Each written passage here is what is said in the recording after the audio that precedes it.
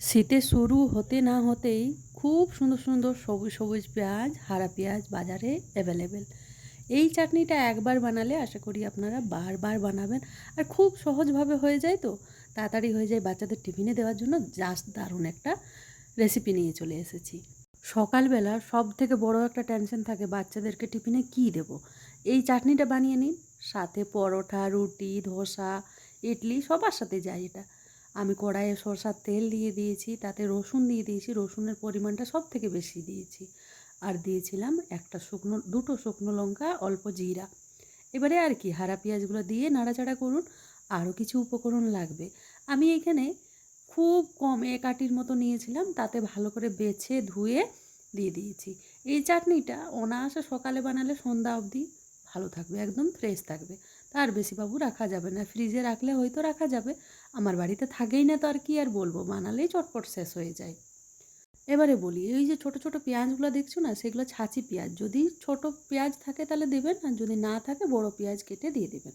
বড় সাইজের দুটো টমেটো নিয়ে সেটাও দিয়ে দিলাম। এবারে হালকা হালকা করে ভেজে নেব। এবার আরও কিছু উপকরণ লাগবে। ভিডিওটা তো পুরোপুরি দেখতে হবে, তবেই তো চাটনির আইডিয়াটা পাবেন। অল্প দেখে পালিয়ে গেলে কি করে পুরো চাটনির আইডিয়াটা পাবেন বলুন তো। এবারে দিয়ে দিন পরিমাণ মতো নুন।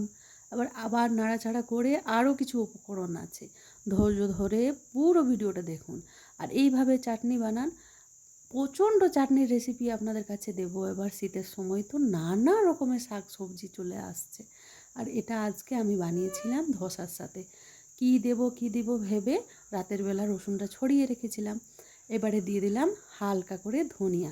গোটা ধনিয়া অবশ্যই দিতে হবে, গুঁড়া ধনিয়া দিলেও টেস্টটা সেরকম আসবে না। এবারে নারকেলের ভুড়া দিয়ে দিয়েছি। আপনাদের কাছে যদি ফ্রেশ নারকেল থাকে সেটা দিবেন, তবে শুকনো নারকেলের একটা আলাদা স্বাদ আর কাঁচা নারকেলের একটা আলাদা স্বাদ, এই জিনিসটা মাথায় রাখবেন।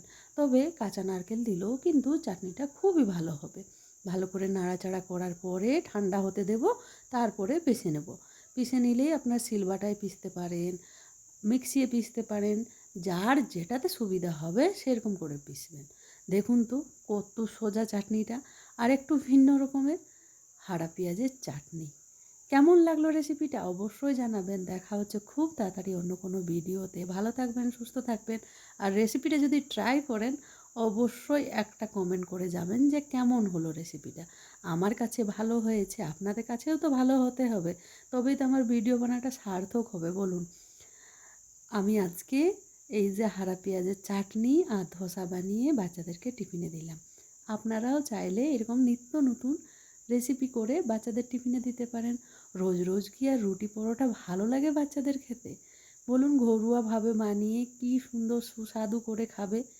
দেখা হচ্ছে খুব তাড়াতাড়ি অন্য কোনো ভিডিওতে। ভালো থাকবেন, সুস্থ থাকবেন, টাটা। রেসিপিটা ট্রাই করবেন।